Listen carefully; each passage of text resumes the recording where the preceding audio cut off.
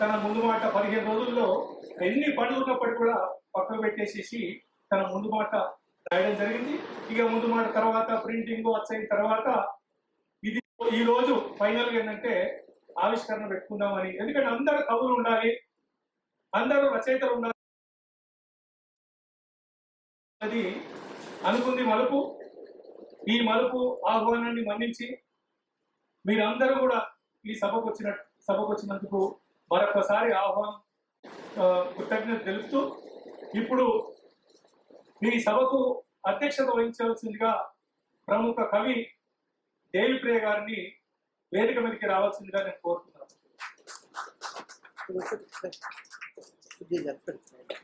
అదేవిధంగా విజయభారతి గారు తన ఇంటికి వెళ్ళి మీరు ఈ పుస్తకం ఆవిష్కరించాలి మేడం అంటే ఏమనుకుంటా నేను తప్పకుండా వస్తాను అని చెప్తూనే మళ్ళీ మోడీ వచ్చాడేంది, ఈ దుర్మార్గమైనటువంటి రాజకీయాలు వచ్చినాయి, మళ్ళీ సార్ వస్తాడా బయటికి అన్న ఒక మాట తను నాతో మాట్లాడేది. పుస్తకం గురించి మాట్లాడుకుంటేనే తను ఇంకా కూడా ఈ రోజు ఉన్నటువంటి రాజకీయాల పట్ల తన ఒక స్పష్టమైనటువంటి అవగాహనతోని ఉంది. భారతి గారిని ఈ పుస్తకాన్ని ఆవిష్కరించవలసిందిగా వేదిక మీద కూర్చోవలసిందని కోరుతున్నాను. అదేవిధంగా వసంత కన్నాపురం దగ్గరికి వెళ్ళాను. నేను ఏం మాట్లాడాలి అయినా కూడా నేను వచ్చి కూర్చుంటా ముందట. మీరు కూర్చోవడం కాదు మేడం, మీరు 2 మాటలైనా బీవీ గారితో మీరు ఒకటే ఏజ్ గ్రూప్ కాబట్టి, మీరు ఆయనకు ఉన్నటువంటి సంబంధం మీతో ఉంది కాబట్టి మీరు 2 మాటలు ఆయన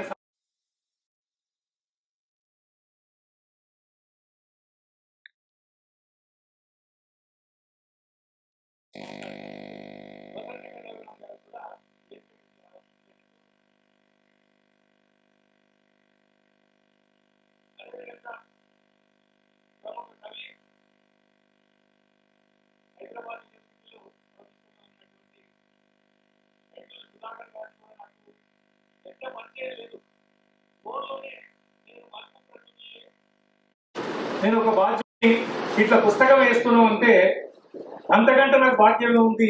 వరవరరావు గారి కవిత్వం ఆవిష్కరణ సందర్భంగా ఆయన మీద సమీక్ష పుస్తకాన్ని తప్పకుండా నేను వస్తాను, నాకు పుస్తకాలు పంపించండి, నేను మాట్లాడతాను అని చెప్పడం జరిగింది.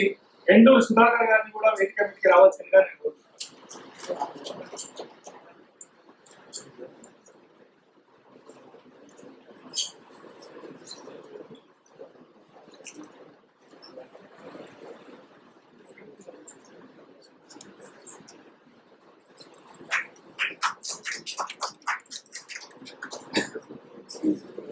అందరికీ తెలుసు సుపరిచితులు కె శివారెడ్డి గారిని. ఆయన శనివారం అనుకున్నాము, కానీ శివారెడ్డి గారి సభలో ఉంటే నిండు ఉంటుంది అనుకున్నాం. అందు గురించే శనివారం నేను అగర్తల అవుతున్నాను, శనివారం రాత్రి 10 గంటలకు అవుతుందన్నాడు అని అంటే మీరు తప్పకుండా ఈ సభలో ఉండాలి సార్, నేను వాయిదా వేస్తున్నామని చెప్పి ఈ రోజు కారణమైనటువంటి శివారెడ్డి గారిని వేదిక మీదకి రావాల్సిందిగా నేను కోరుతున్నాను.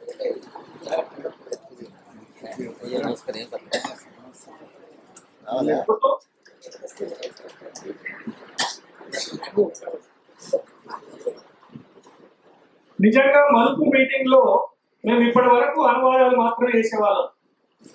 ఇది మా మొట్టమొదటి పుస్తకం సాహిత్య రంగంలోకి మేము ఒక మలుపు తిప్పినాం. సాహిత్య రంగంలో కూడా ఎంటర్ కావాలని అన్ని పుస్తకాల అనువాదాల్లో ఆ ఒరిజినల్ రచయితలందరూ కూడా ఇప్పటి వరకు అంటే బషరత్ మీర్ నుంచి మొదలుకొని జంగల్ నామా, సత్నాము, అదే రకంగా ఆనంద్ తెలుతుండే అందరు రచయితలు వచ్చే ఆనవాయితుంది. కానీ నన్ను ఒక్కరిని మాత్రం మన్నించు, నాకు యజమాన్యం లీవ్ దొరకట్లేదు, నా వీక్లీ ఆఫ్ అయిపోయినాయి కాబట్టి దీనికి మూలకారకులైనటువంటి రచయిత పాణి గారు ఈరోజు రాలేకపోతున్నారు. ఈ పుస్తకాన్ని పాణి గారు రచించాడు. మొట్టమొదటి మీటింగు రచయిత లేని మీటింగ్ మేము లోటుగా మేము ఫీల్ అవుతున్నాము. అందుకే పాణి గారిని ఎంత రిక్వెస్ట్ చేసినా అక్కడ యజమాన్యం దగ్గర లీవ్ దొరకలేదు కాబట్టి రాలేకపోతున్నా అని చెప్పాడు. మీ అందరికీ కూడా మరొకసారి కవిత్వాన్ని, కవిని, భావాలని ఖైదు చేయలేరన్నది ఈ పాలకులకు ఇక్కడి నుంచి మనం చెప్పాల్సిందిగా నేను కోరుతూ ఈ అవకాశం ఇచ్చినటువంటి మీ అందరికి కూడా ధన్యవాదాలు తెలుపుతూ ఇప్పుడు ఈ సభా కార్యక్రమాన్ని నిర్వహించాల్సిందిగా అధ్యక్షుల వారిని కోరుతున్నాను.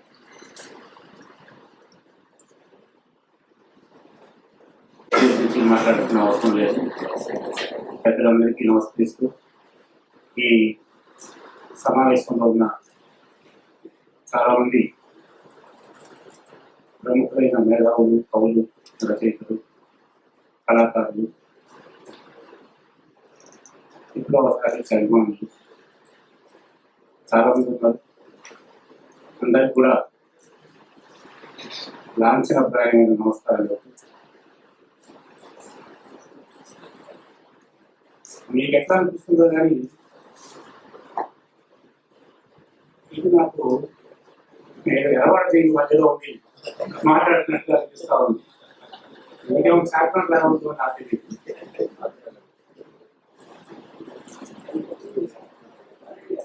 ఇది ఈ సందర్భం, ఈ సన్నివేశం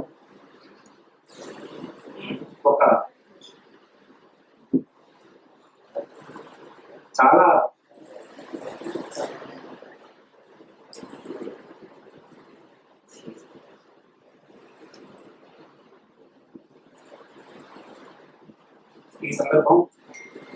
చాలా చాలా వేదనతోటి, బాధతోటి, చాలా పెయిన్ఫుల్ గా ఉంది. నిలబడి ఈ సందర్భంలో వీడి కవిత్వాన్ని గురించి సభలో మాట్లాడుతున్నారు. చాలా మనందరికి కూడాను, ఇక్కడ కూర్చున్న ప్రతి వాళ్ళు కూడాను ఏదో ఒక స్థాయిలో వీడితోటి పరిచయం ఉంది, వీడితోటి ఒక అనుబంధం ఉంది.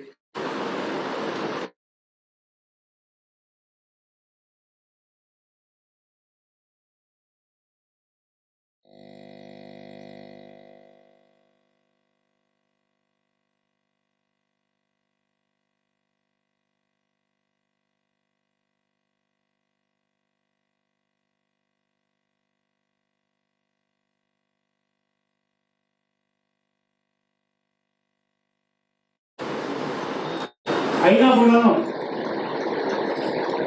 ప్రస్తుతం ఉన్న ఈ దేశంలో నెలకొని ఉన్న లేదా నానాటికి బలపడుతున్న పరిస్థితులు, రాజకీయాలు మనం చూస్తా ఉన్నాం. చాలా నాకు మన రాహుల్ గాంధీ ఒక ప్రెస్ కాన్ఫరెన్స్ అనుకుంటారు మాట్లాడుతూ ఢిల్లీలో బీడీని ఆయనతో పాటు డిసైన్ చేసిన ఇతర మేధావుల్ని, రచయితల్ని మేము అధికారం రాగానే తక్షణం మేము విడుదల చేస్తామని చెప్పి ప్రకటించారు. చాలా నేను ఆ కారణం, ఒక కారణం కోసం సరే యూపీఏ ఈసారి అధికారంలోకి వస్తే బాగుంటుంది, ఒక కారణం కోసం. కానీ అది చాలా డిసప్పాయింట్ చేసింది ఈ దేశం. ఆ విధంగా చాలా గుర్తొస్తుంటాడు. ఏం మాట్లాడినా కూడా ఇంకా కొంచెం లోతుగా వెళ్ళి మాట్లాడితే నిద్ర రాని పరిస్థితులు, కళ్ళలో నీళ్లు తిరిగే పరిస్థితులు, ఒక్కోసారి తినడానికి కూడా, భోజనం చేయడానికి కూడా సహించని సందర్భాలు నేను ఎదుర్కొంటూ ఉంటాను. చాలా ఉద్యోగానికి లోనవుతూ ఉంటాను ఆయన చూసినప్పుడు. ఆయన ఈ క్షణం ఇవాళ మనం ఒక ఎయిర్ కండిషన్ హాల్లో ఆయన కవిత్వాన్ని గురించి మాట్లాడుకుంటున్నాం కంఫర్టబుల్గా కూర్చొని. ఇవాళ ఆయన ఏ స్థితిలో ఉన్నారు, ఎన్ని యాతనలో పడుతున్నాడు, ఒక ఒక నిజంగా ఒక ప్రజలకు సంబంధించిన ఒక గొప్ప హీరో కనుక ఆయన దాన్ని తట్టుకొని నిలబడి చాలా చిరునవ్వుతో దాన్ని స్వీకరించి మనందరికీ ధైర్యం చెప్పే ప్రయత్నం చేస్తూ అటువంటి సంకేతాలు ఆయన పంపగలుగుతున్నారు. కానీ ఆ బయటికి కోర్టుకి హాజరయ్యడానికి వచ్చిన ఆ కొన్ని నిమిషాల్లో లేకపోతే ఏంటి ఆయన పరిస్థితి, ఆయన వయసు ఏంటి, ఆయన ఆరోగ్య పరిస్థితి ఏంటి, సాయిబాబా ఆయన ఇంప్రిజన్మెంట్ కి ఒక కొనసాగింపులాగా వరవరరావు లాంటి ఒక ఒక గొప్ప యోధుడు, సాంస్కృతిక యోధుడు, ఆయన్ని మనం బయట స్వేచ్ఛగా మన ప్రపంచంలో మళ్ళీ చూసుకోగలమా అని ఒక ఒక భయము, అది చాలా వెంటాడుగా ఉంటుంది. నిద్ర కూడా పోనీరు ఒకసారి. ఈ మధ్యనే ఒక వారం 10 రోజులైందేమో ఒక చిన్న ఇంగ్లీష్లో ఒక పోయం రాసుకున్నాను నేను. ఏ పోయం ఆఫ్ క్వశ్చన్స్, దాని తెలుగు అనువాదం ఒకటి నేను చదివి ఎక్కువసేపు నేను మాట్లాడకుండా తెలుగులో ఇప్పుడు వస్తూ కారులో చేశాను ఈ translation. Thanks to doctor Srinivas. ఆయన అడుగుతూ ఉంటే పక్కన కూర్చొని ఈ కారులో పూర్తి చేయగలిగాను వచ్చేటప్పటికి. ప్రశ్న పద్యం దయచేసి వినండి శ్రద్ధగా. ప్రశ్న పద్యం ఇది వివిని ప్రిజన్లో జైలు ఆయన సెల్లో ఊహించుకొని రాసిన పోయము. ప్రశ్నల పద్యం. జైలరు సోమరి గూడగడియారం రాత్రి 12 గంటలు కొట్టిందా? అన్ని ప్రశ్నలే. జైలరు సోమరి గూడగడియారం రాత్రి 12 గంటలు కొట్టిందా? ఆ రాత్రి గోడలలో సెంట్రీ కీచుగొంతు మరొకసారి మారుమోగిందా? పట్నం కూడలిలో బాజీరావు కంచుగుర్రం పరుగులు తీయటం ఆపిందా? పట్నం కూడలిలో బాజీరావు కంచుగుర్రం పరుగులు తీయటం ఆపిందా? నీ సహవాసి పాటల పిట్ట చివరి రాగం వినిపించిందా? మూలనున్న కన్నం నుంచి అశాంతిగా అటు ఇటు పరుగెత్తే ఇలుక తన రోజువారీ కలలను మొదలు పెట్టిందా? కరెంటు తీగల కంచె మీదికి వాలి గలగలలాడే ఎండు రావి ఆకులు, కరెంటు తీగల కంచె మీదికి వాలి గలగలలాడే ఎండు రావి ఆకులు నిశ్శబ్ద సమాగమంలోకి వెళ్ళిపోయాయా? గరుకురాతి నేల మీద ఆయన నిద్రలో మెసలుతున్నప్పుడు ఆమె మృగనయనాలు ఎప్పటిలాగే వెన్నెల కురిపించాయా? తన ప్రజల కోసం ఆయన రాసిన వందలాది పద్యాలు తన చుట్టూ చేరి దుమ్ము చేరిన ఆ తల వెంట్రుకలని మృదువుగా విరిగాయా? సుదూర గగనంలో వెలిగే తారలు తమ స్వామి దగదగ మెరుస్తున్నాడో లేదో అని ఆ మురికి ఊచల కిటికీ గుండా తొంగి చూశాయా? అంతిమ అంధకారం మీద చిట్ట చివరి యుద్ధం కోసం సకల స్వర్గాలలోని మండుతున్న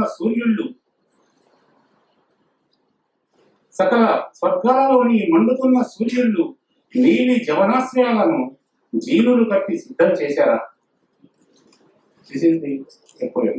అన్ని క్వశ్చన్ మార్క్స్ గురించి. అంటే నేను అనుకోవటము ఇలాగా ఆయన గురించి ఆలోచించి ఆయన పాణి రాసిన ఈ ట్రీటైజ్ అంటాం ఇంగ్లీష్లో. ఈ ట్రీటైజ్ లాంటిది it's not just a review, సమీక్ష మాత్రమే కాదు. దీనికి ఒక చిన్న ప్రిఫేస్ రాసే అవకాశం నాకు బాధ్యత ఇచ్చాడు. I just grabbed it. Asked me to write a preface to this book. నేను ఇంకొక క్షణం ఆలోచించుకుంటా దాన్ని నేను అంగీకరించి బాధ్యత చెప్పాడు. కానీ 15 రోజులు అని చెప్పి 15 రోజులు టైం పట్టింది. అంటే ఒకరోజు చదివాను, ఒకరోజు రాశాను. 2 నైట్సే. నేను ఆయనే నవకర్ణాలు టీచర్. రాత్రి I always burn mid night I.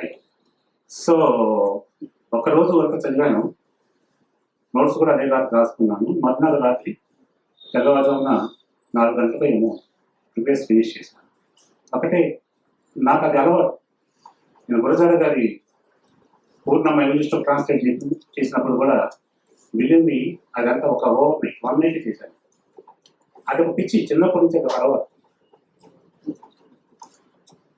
మిత్రుల ఈ చాలా కీలకమైన, చాలా మహత్తరమైన, చాలా చరిత్రాత్మకమైన ఈ సన్నివేశం, ఈ సభ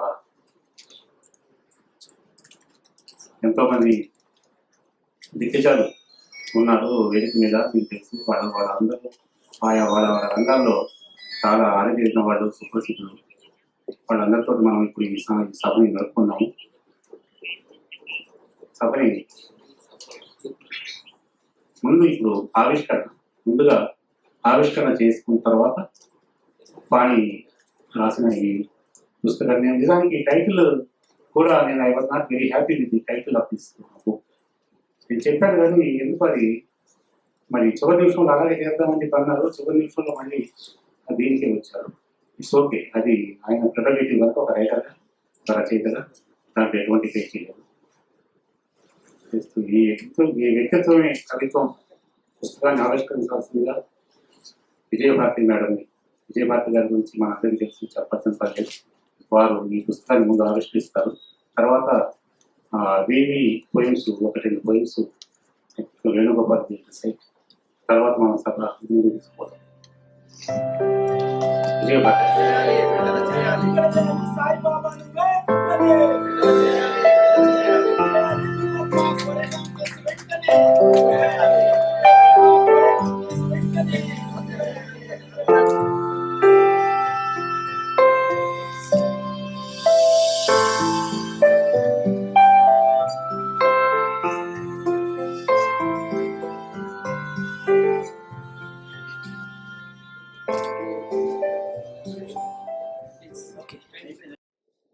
వరవరరావు గారి సహచరి హేమలత మేడం వచ్చి స్వీకరించవలసిందిగా కోరుతున్నాను. విప్లవకవి వరవరరావు గారిని వెంటనే విడుదల చేయాలి. విప్లవకవి వరవరరావుని వెంటనే విడుదల చేయాలి.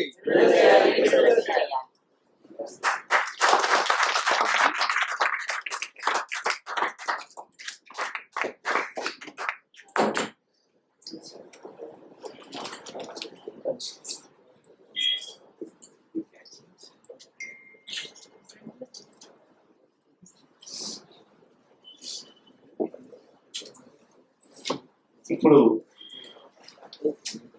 వరవరరావు కవిత్వాన్ని ఇంకొకసారి మనకి జ్ఞాపకం చేయడానికి ఎన్ వేణుగోపాల్ వచ్చి 1-2 పోయిమ్స్ తను అనుకున్నది వినిపిస్తారు. ఎన్ వేణుగోపాల్.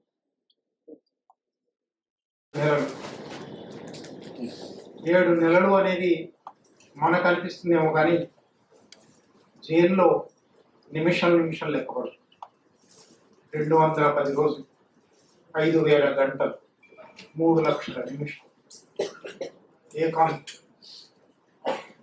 అయితే ఇది ఆయన కొత్త కాదు. 73లో మొదటిసారి అరెస్ట్ అయినప్పటి నుంచి 7 సార్లు అరెస్ట్ అయ్యారు, 11 సార్లు అరెస్ట్ అయ్యారు, 7 సంవత్సరాల పైగా జైల్లో ఉన్నారు. ఆయన కవిత్వంలో 1000-1200 పేజీల కవిత్వంలో 300-400 పేజీలు జైల్లో రాసింది. ఆ జైలు కవితల్లో నుంచి, జైలు గురించిన కవిత్వం, జైలు కవిత్వంలో నుంచి ఒక 2-3 కవితలు ఈ సందర్భం కోసం అది మాత్రమే చదువు. ఆశ్చర్యంగా మొదటి వారంలోనే 5-6 కవితలు రాస్తాయి. 1973 అక్టోబర్ 9న అరెస్ట్ అయ్యారు. అక్టోబర్ 14 నాటికి 5 కవితలు 6 కవితలు రాశారు ఒక వారంలో. ఇది మొదటిసారి జైలుకు వెళ్ళాక రాసిన 2వ కవిత, రక్త స్వప్నం. నోటికి కాళ్లకు ఇది జైలు, నోటికి కాళ్లకు ఇది జైలు. చెయ్యి రాయడం మానలేదు, మనసు రాపాడడం మానలేదు. ఒంటరి చీకటి నుంచి పయనించి కలలు వెలుగు తీరాలకు చేరుతూనే ఉన్నాయి. ఇక్కడ ఎత్తైన గోడల కన్నా, నిజాం నాటి తలుపులు తాళాల కన్నా భయంకరమైంది సుఖం. ఇది అసలు జైలు. సోమరితనాన్ని పోషించడానికి తుప్పుపట్టిన దీని కటకటాలు విరుగుతున్నవి. రోజు స్వేచ్ఛ కోసం రొప్పుతున్న చెట్ల గాలి ఈ గోడలను దాటడానికి లాంగ్ మార్చ్ చేస్తున్న చీమలు ఈ పాము కుబుసం తినేస్తున్నది. బయట ఈ వ్యవస్థ మీద పడుతున్న ప్రతి శ్రామికుని సుత్తె దెబ్బ దీని గుండె మీద ప్రతిధ్వనిస్తున్నది. జీతం రాళ్ల కొరకు పట్టిన తుపాకీకి జీవిత సత్యాల ముందర పేలే దమ్ము లేక సిగ్గుపడుతున్నది. ఇక్కడ పోలీసుల చేతి కర్రలు విప్లవ సందేశాలను మోసే జెండా కర్రలుగా మారుతున్నవి. ఈ జైలుకు ఊడిగం చేస్తున్న శరీరాల ఆత్మలు స్వేచ్ఛ కోసం ఘోషిస్తున్నవి. ఈ బూడిదలో అణగి ఉన్న అగ్గి రవ్వలకు ప్రభంజనం సోకాలి. వీళ్ళ హృదయాల్లో ఆవులిస్తున్న విప్లవ సూర్యుడు ఒళ్ళు విరవాలి. వ్యక్తులుగా వ్యక్తుల కోసం నేరాలు చేసిన వాడు, సమాజం కోసం హంతకులైతే ఇక్కడి తుపాకుల్లో కార్మిక క్షేమం సూర్యకారం దట్టిస్తే ఈ జైళ్లు బయళ్ళైతే ఇది కళ్ళ ముందు నిజమయ్యే కళ. సాగుతున్న సాయుధ మార్గం చేరుకునే గమ్యం. ఉరుకుతున్న నెత్తురు గుండెల్లో తడిపి కళ్ళ మీద ఆవరేసిన రక్త స్వప్నం. ఇంకో కవిత రెండోసారి జైలు సందర్భం. సికింద్రాబాద్ కుట్ర కేసులో ఖైదీగా ముషీరాబాద్ జైలు. సబ్ ఠీక్ హై. ఇక్కడ కష్టంగా ఉందా అని నువ్వు అడిగినావు. అవును, ప్రజల కష్టాలు తుడి చేయడానికి అజ్ఞాతంలో కష్టాలు అనుభవిస్తున్న కామ్రేడ్స్ ను తలుచుకుంటే ఈ నిర్వ్యాపకత్వం కష్టంగా ఉన్నది. నాకు ఇక్కడ సుఖంగా ఉన్నదా అని నువ్వు అడిగినావు. ఈ విశాల దేశం కోట్లాది జనం గుండెల్లో మబ్బులో దాగిన మెరుపులా వెలుగుతున్న భవిష్యత్తు మీది ఆశ ఈ సంఖ్యలలో ధ్వనిస్తున్నది. విప్లవాన్ని కబళించాలని నోళ్లు తెరుచుకున్న జైళ్ల గర్భంలో కూడా కలకలం. పహరా వస్తున్న దోపిడీ జెండాలు తప్పించుకొని ఇక్కడికి జన హృదయము వచ్చి పలకరిస్తూనే ఉన్నాయి. జైలు గోడ ముళ్ళ తీగ మీద కూర్చొని పక్షులు, ఖైదీల చెమటలో చిగురించిన మల్లెలు మౌన సందేశం వినిపిస్తూనే ఉన్నాయి. రాత్రి గాలి వీస్తూ ఉంటుంది. నా కవిమిత్రుడు చెప్పినట్టు జైలు గోడ ముళ్ళ తీగల్లో చంద్రుడు బందీ అవుతాడు. మేం పాడి మాట్లాడి విప్లవ స్వప్నాల్లో మిగిపోతాం. పాపం ఒంటరిగాళ్ళు, నిద్రకు ఆశ్రయానికి వెలి అయిన పేద పోలీసులు మాత్రం సబ్ ఠీక్ హై అని గంటకు ఆవులిస్తుంటారు.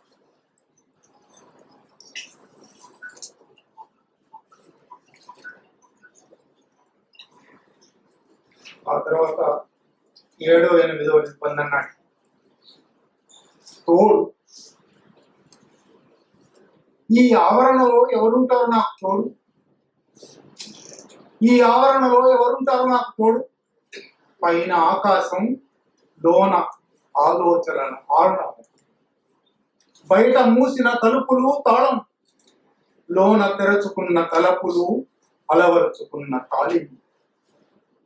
ఇక్కడెవరు మనుషులు లేరా? ఏ అర్థంలో? మనసుకిది ఒంటరి నిర్బంధం. పూల మనసుల పండంటి హృదయాల చెట్లు ఆకాశంలోకి ఎగరడానికి కరెంటు తీగ మీద వాలిన నా స్వేచ్ఛాకాంక్ష లాంటి పక్షు. ఏదో సందు చూసుకొని తలుపు సందు నుంచి చాటుగా చూసే ఖైదీ. పేపర్ ఇచ్చో, ఛాయ్ తెచ్చో, కోర్టుకో ములాఖాత్కో పిలుస్తున్నారని వచ్చో నన్ను దొంగతనంగా పలకరించే నిరస్తులు. నన్నెవరూ కలవవద్దు, నాతో ఉన్నవాళ్ళు నాతో మాట్లాడవద్దు. కాంగ్రెస్ సంస్కృతితో, నల్ల బజారుతో నిర్బంధ శాంతియుత సహజీవనం. మాట్లాడే వాళ్లకు నా మాటలు అర్థం కాదు, అర్థమయ్యే వాళ్లకు నా ఆరాటం అందదు. ఈ బ్లాకు నీడ ఆ బ్లాక్ మీద పడకూడదు. ఇక్కడ ఎవరున్నారు నాకు తోడు?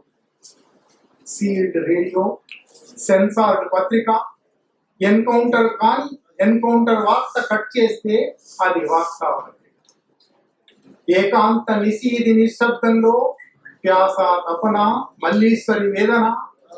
ఖైదీలు తమ రేడియో నుంచి నా కోసం మల్లెపూల పొట్లంలో నక్షత్రాలు కట్టి విసురుతారు. వార్తల కోసం ఇక్కడ రేడియో ట్యూన్ చేస్తే మృత్యువు తప్ప ఇంకేమి వార్తలాగండి. బతుకు కోరుపై మృత్యువు కోర, యవ్వన స్వప్నాలకు బలవన్ మరణం. ఇట గెరలే నా కన్నీళ్లకు ఎదురు చూపు తోడు. నిడువైన నిద్రలేని రాత్రిళ్ళు నా నాలుకపై పరిగెత్తే పుస్తకాల్లోని చరణాల సవ్వడి. ఫ్యాన్స్ అప్పుడు కాదది, మనసులో జలపాతాల జడి. ఇక్కడ ఒక మాట చెప్పాలి. 86లో చెంచల్గూడ జైల్లో రాసేది ఫ్యాన్స్ అప్పుడని.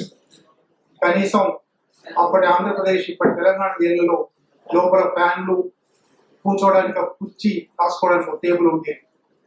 అనాగరికమైన మహారాష్ట్ర ఎర్రవాడ జైల్లో కూర్చునే కుర్చీ లేదు, పడుకోవడానికి మంచం లేదు, రాసుకోవడానికి టేబుల్ లేదు. హైదరాబాద్ వాతావరణం కన్నా 3 డిగ్రీలు 4 డిగ్రీలు ఎక్కువ వేడి ఉండే పూనాలో ఫ్యాన్లు కూడా లేవు. వీళ్ళు ఈ ఎండాకాలం ప్రారంభమైనప్పటి నుంచి ఈ 9 మంది ఖైదీలు పోరాడగా చిట్ట చివరికి ఎండాకాలం ఇంకో నెల పోతుందనగా మే మధ్యలో అన్ని గదుల్లోనూ ఫ్యాన్లు పెట్టారు. మా గదిలో ఇవాళ ఫ్యాన్ బిగిస్తున్నారు అని కోర్టులో కలిసినప్పుడు సంతోషంగా చెప్పారు. వెళ్ళేసరికి ఫ్యాన్ బిగించారు కానీ స్విచ్లు వీళ్ళ సెల్ బయట, సెల్ తాళం వేసుకుంటుంది, స్విచ్ బయట ఉంది. బయట పోలీసు ఎప్పుడు తలుచుకుంటే అప్పుడు వేస్తారు. ఫ్యాన్స్ అప్పుడు కాదు, మనసులో జలపాతాల జడి. నల్లటి అక్షరాలు ఎర్రటి రక్త కణాలై నాలోకి ప్రవహిస్తాయి, కొత్త శక్తినిస్తాయి. పరిగెత్తి రైలు పట్టాల మధ్య నిలువునా పడుకున్న వాని వలె రాత్రిందినాల సంక్షోభం నుంచి పీడకల చెరిమి లేస్తాను. భావావేశం రక్తంపై ఒత్తిడి చేస్తూ చిత్తడి ఊహల్లో మనసు చోముని డప్పై మోగుతుంటే శ్మశాన శాంతిలో బూడిద సెలవుతూ ఫీనిక్స్ పక్షిని ఊహించుకుంటాను. ఉదయ సంధ్యల ఉద్యమ గమనంలో ఎవరిక్కడ నాకు తోడు. ముందు చూపు అందించే ఊపిరి నక్సల్ పైపై గురి.